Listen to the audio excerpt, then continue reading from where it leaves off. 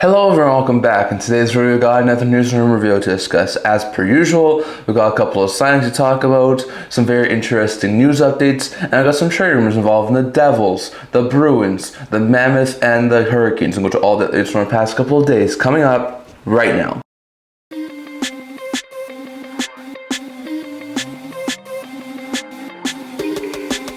Hello everyone, welcome back to another video here at the End-to-End Hockey channel.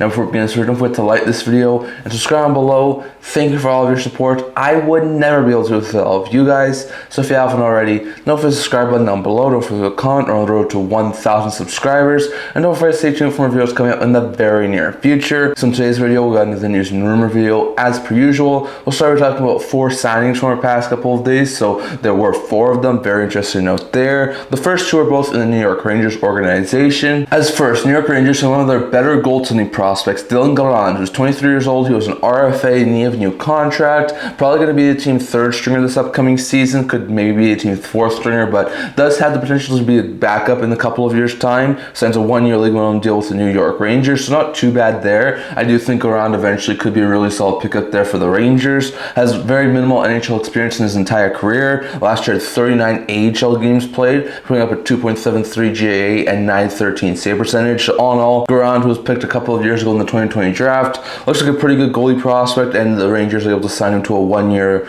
league minimum deal. So very good stuff there. The Rangers also signed another goalie prospect who was an RFA, 22-year-old goaltender Talon Boko, who was a RFA, he needed a new contract. Once again, a guy who played majority of last year in the ECHL, so a little bit lower than when Garand played. But still, he's a decent player. I think eventually could potentially challenge for a backup role, at least be a 3rd stringer. Last year had 2.66 GA, 913 save percentage in 33 ECHL games. He gets a 1-year league minimum deal too. So Boyko is a little bit lower on the depth chart at this point in time than a guy like Garand is, but still I do think Boyko eventually could be able to be a decent goaltender there for the Rangers. So very interesting note there. But the Rangers have signed a couple of goalie prospects in Boyko and Garand to new deals. So very good stuff there for the Rangers. Next, going over to Columbus Blue Jackets, they've added some more forward help to their lineup. You know, they haven't done a whole bunch this offseason besides acquiring a guy like Charlie Coyle and signing Isaac Lundestrom for agency. But they have signed Hudson Fasching, the former New York Islander player. I think he played in Arizona a number of years back. Who is a right winger, 30 years old, signs a 1-year league minimum deal with the Jackets. So this isn't a bad pickup here for the Jackets.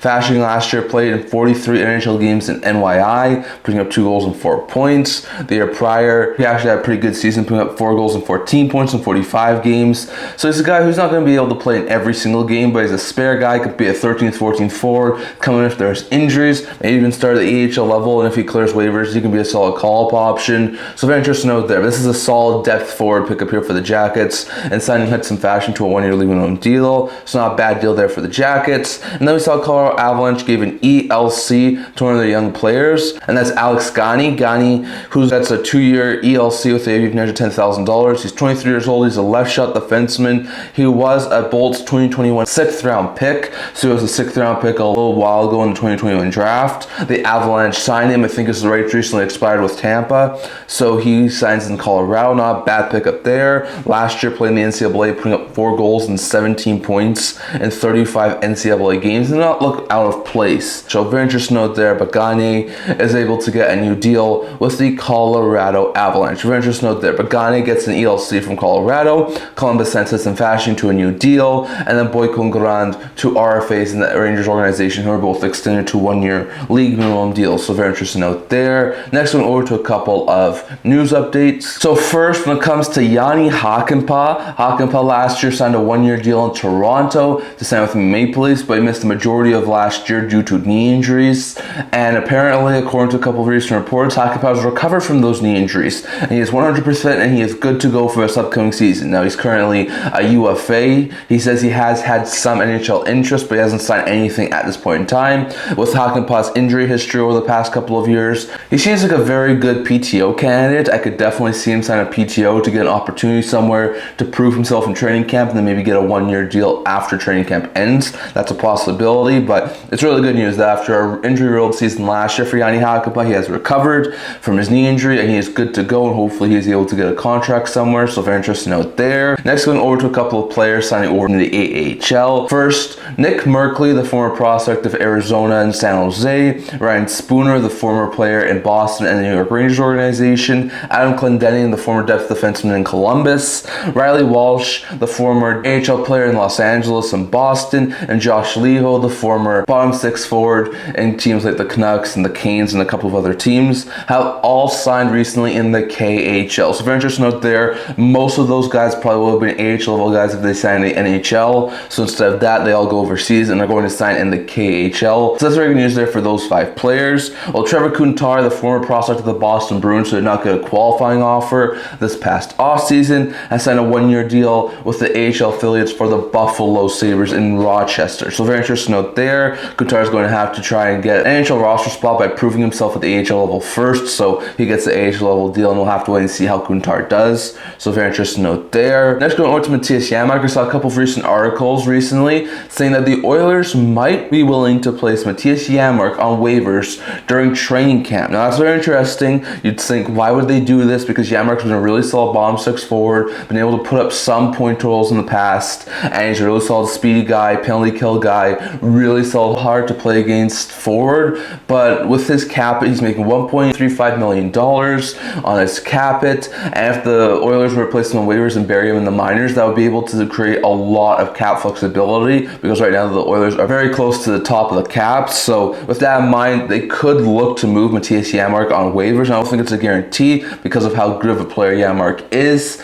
but with his cap hit, it may make some sense for the Edmonton Oilers to try and put him on waivers. So we should wait and see on that. Next, going over to the Flames and Dustin Wolf. According to a couple of recent reports, they have started extension talks, which is really good. Wolf's in the final year of his deal, has an $80,000 cap hit, but was a Calder Cup finalist this past year, and even got, I think, 1 Vezina vote. Like, he was a fantastic goaltender for the Calgary Flames last year. So with that in mind, the Flames really do want to try and sign him. He's the goalie of the future and he's the goalie of now. So with all of that in mind, I think an extension for Wolf probably looks something like a 6 to 7 year deal at like maybe $6 to $8 million. Like, that's probably what it would take to sign Dustin Wolf right now. So we shall wait and see on that. But keep your eye on the Flames and Dustin Wolf, as maybe there's some sort of an extension that could be brewing in place, potentially at some point in September. So we shall wait and see on that. And lastly, going over to the San Jose Sharks, there were a couple of recent reports saying that the San Jose Sharks could reach a new agreement in the city of San Jose to stay there for up to the next 20 seasons.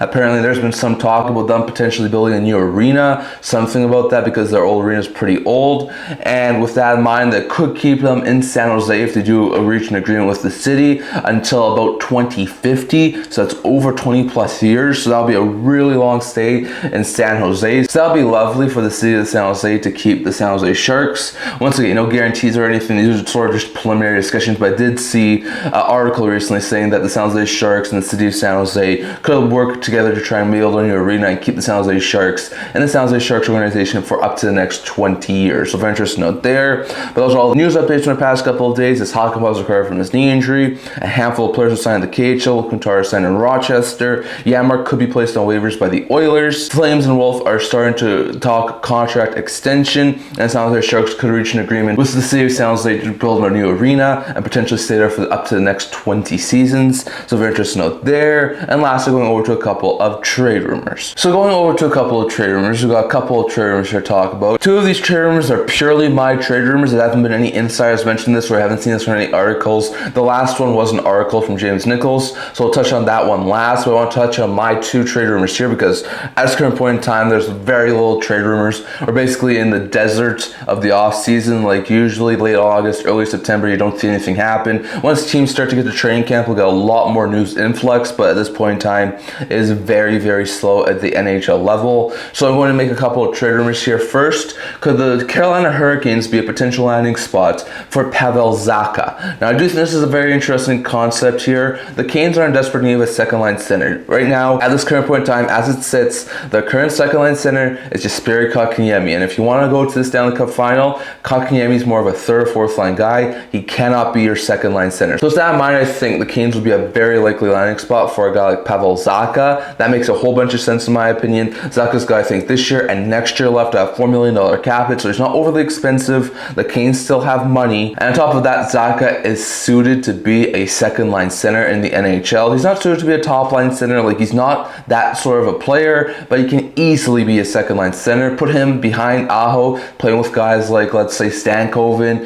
Ehlers, Svechnikov, like one of any of those guys. You're going to be a really solid deep team on the forward group. Now, what they would have to give up if they were to try and acquire Zacha from Boston, I'm guessing like probably a second round pick at the very least, maybe a first round pick, but they do have a couple of first round picks down the road. They actually have pretty decent draft capital, probably like a top end prospect, whether that be a guy like Krevalov or Trikazov or something like that. Ungersorum, there's a couple of decent prospects the Canes have. Could they try and convince Boston to take the Kotkaniemi contract? The Bruins are a rebuilding team. They could probably use a younger player like Kotkaniemi. That's a possibility too. So I'm not exactly sure what the Bruins would want. I think it would probably have to be a multi-piece deal, but I think adding Zacha would definitely make the Carolina Hurricanes team better. And personally, I do think that would make the Carolina Hurricanes team go from maybe playoff caliber team to maybe like a cup contender. So very interesting out there, but I do think Zacha to Carolina is a possibility. Next, going over to the Utah Mammoth, I think they could be a very likely landing spot for the Avalanche if they were to try and make some roster moves and acquiring Ross Colton. I think the Utah Mammoth have the cap space and the roster space to maybe add one more top 9 forward to their team. Now, they could try and insulate some of their younger players with a guy like Daniel Boot or Tej Genla for that one top 9 spot, but it wouldn't be one bit surprised if they tried to acquire someone. Now, Colton is a guy who's come up in trade rumor recently. The Avalanche really need some cap space. They're close to the top of the cap, so they could really use some cap space. Colton's making $4 million, so I think for the Utah Mammoth, who still have, I think, $6 or $7 million left in the cap, it would be all right for them and would definitely alleviate the cap problems in the Avalanche organization. As for what the Avalanche could want, I'm thinking they probably want a depth forward back, so whether that be a guy like Kevin Stenlund or Michael Carcioni, something like that. I think that's sort of what the Colorado Avalanche will want. Maybe trying to reacquire Alex Kerfoot, bring him back to Colorado. The Utah Mammoth also have a lot of really good draft capital, including 6 picks in the first 3 rounds of this upcoming draft that they could really entice Colorado with. And they do also have a couple of decent prospects, such as Lamoureux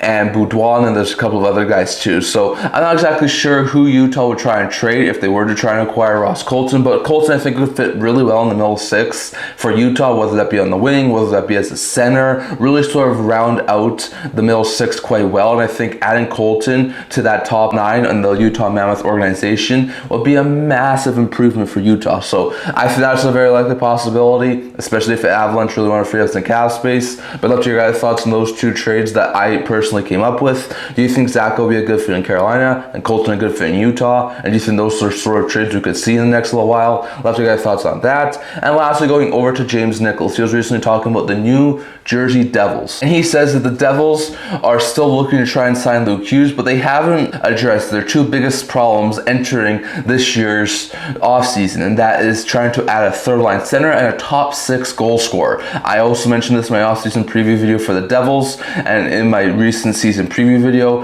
I said that one of their top priorities was to add a top 6 forward this offseason. Hasn't happened. No offense to Connor Brown, no offense to Evgeny Adonov, and no offense to Thomas Bordeleau, but the more second, third line guys, they're not top 6 forwards. So at this point in time, I still think adding a top 6 forward will be a smart move there for the Devils. Now, they could try and go after a guy like Jason Robertson. There's a couple of guys in Pittsburgh that would make some sense. But a guy that James Nichols links to the Devils is a guy who's already played for the Devils before a couple of years back, and that's Tyler Toffoli. Toffoli, who I think has 2 years left on his contract at $6 million in the San Jose Sharks organization. I don't think at this point in time he's available for trade because he's been such a good fit in the Sharks organization, but it's the sort of guy that I think the Devils could definitely use. A top 6 forward who could put up between 25 and 30, maybe even 35 goals, who can put up like 50 to 60 points and play well, maybe with a guy like Jack Hughes or Nico Hischier or Jesper Bratt in the top 6. Like, that would be a really solid fit there for the New Jersey Devils. Now, how they work cap-wise, because they are pretty tight against the cap once they sign Luke Hughes, is beyond me at this point in time. Will they consider moving a guy like Andre Palat to acquire a guy like Tyler Toffoli? Like, I'm not exactly exactly sure,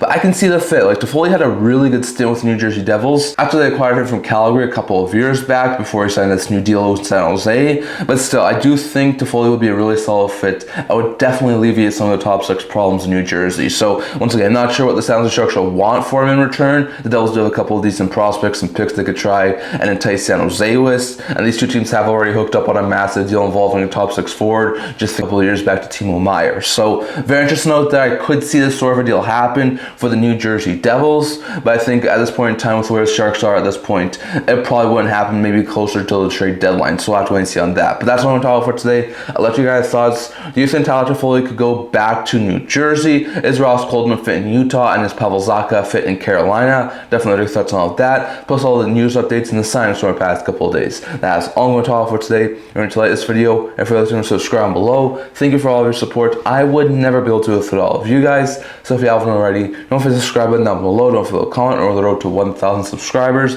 Don't forget to stay tuned for more videos coming out in the very near future. I also have a blog, talking about news, rumors, analysis, stuff like that, so check that out. I'll link to that in the description below. Can't wait to see you guys all for the next video. See you guys soon.